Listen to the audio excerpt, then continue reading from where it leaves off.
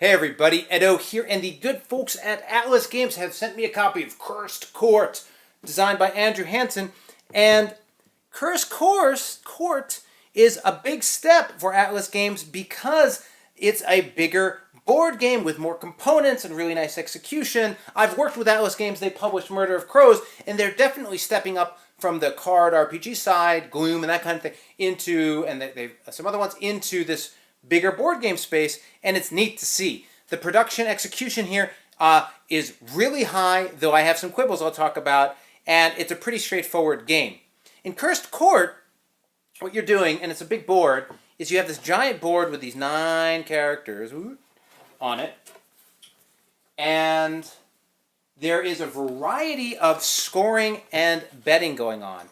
It's sort of a little like roulette or, I don't know, craps with cards, where you're betting on different outcomes.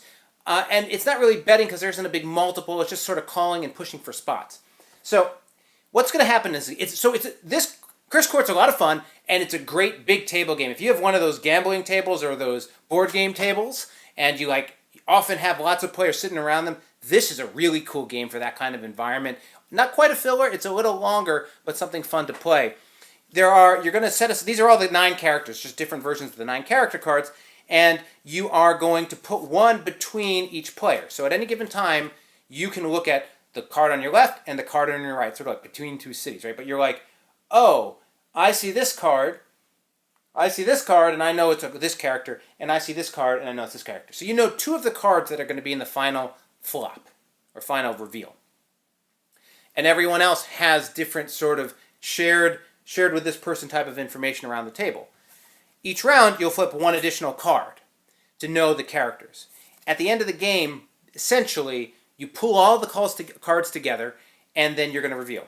On the board, there are all these different spots which you are going to be placing your cards on. I'm going to set these aside. Your crowns on. So each player has a crown, and they have a number of poker chips. You don't need to use them to place, but you can place a crown on a spot.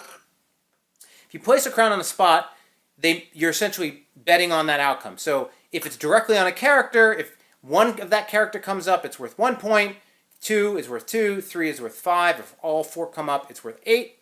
Or you can bet on different other ones. You can bet on a diagonal, or you can bet on a corner of characters coming up. You can bet on the diagonal. You can bet on a centered 4. You can bet on all of these different groupings, and they all have different payouts. Again, typically between 1 and 4 is what you're going to see, but there are some of these bigger bets that are harder or less likely. So what ends up happening is people start betting, but obviously everyone has their own bits of information, so you're sort of looking at what they're doing and deciding what you want to do. Then there's bumping. To bump somebody, you have to double the amount of tokens they have under. So maybe somebody didn't put anything, but maybe I really like this, and I wanted to put this. That means I've put 5 underneath this crown. To bump me, you need to bring in 10. There's 20 total. So if you really, really want a spot up front, you can take 11, put it underneath it, and say, that's my spot. When you get bumped, you get your crown back, and you get your tokens back. So this game has a lot of positioning and bumping, and there are some tactics around saying, I'm going to pretend to go over here, let somebody bump me, spend some money, and then I'll come back and go over where I really want to go. So some really interesting dynamics there.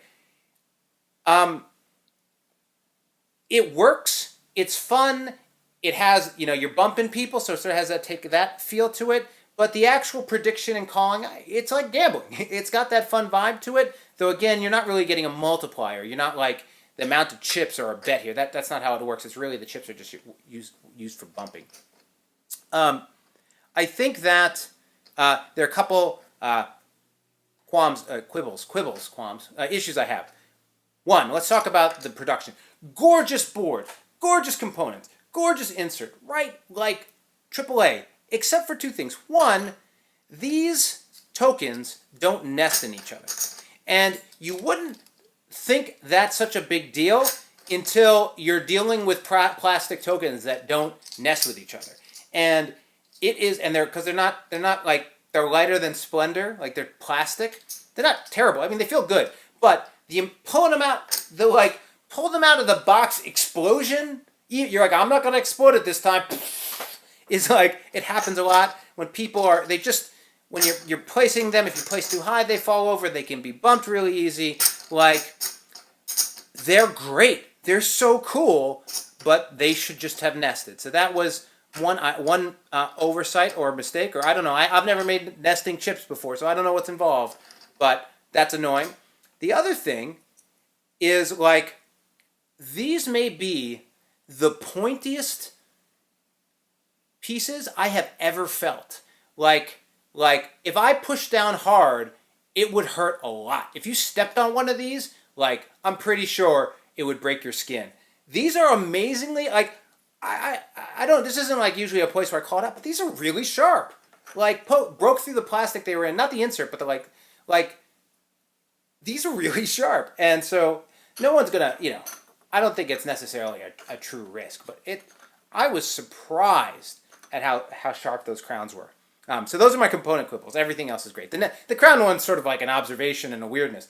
The nesting thing happens a lot. I couldn't even, the amount of chips I dropped just trying to get all the chips on the table right now, like, it just drove me nuts. The other little thing is, there's a lot of, you can be good at this game, you can be bad, but you could just make a bad bet. But over the course of 3 rounds, you absolutely can find yourself in a losing position.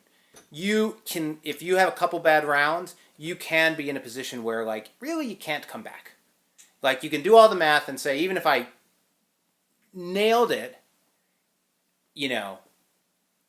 I probably wouldn't be able to pass the person, assuming they get any points whatsoever. And, like, it's not the end of the world. It plays pretty quick, but that was sort of like, meh. I've been in that position before, and you're like, what? What am I going to do? And then, then you're just messing with people, which is, kingmaking is fun in its own right, but, I don't know if there was a good solution to that, but it definitely can happen over the course of the rounds. Again, kudos to this team on delivering a gorgeous, high production value game. Great first effort, couple quibbles, and it's fun. And I really think this is a great, if you have that big table game where everyone can sit around it and just enjoy it, I think it works really well. This is a round table, works here too, but it sort of has that casino feel to it, but it's a board game, and it doesn't, you're bumping and playing odds, but you're not rolling dice and gambling. So anyway, check it out, subscribe, share, all that good stuff. Most importantly, play some great games. Thanks.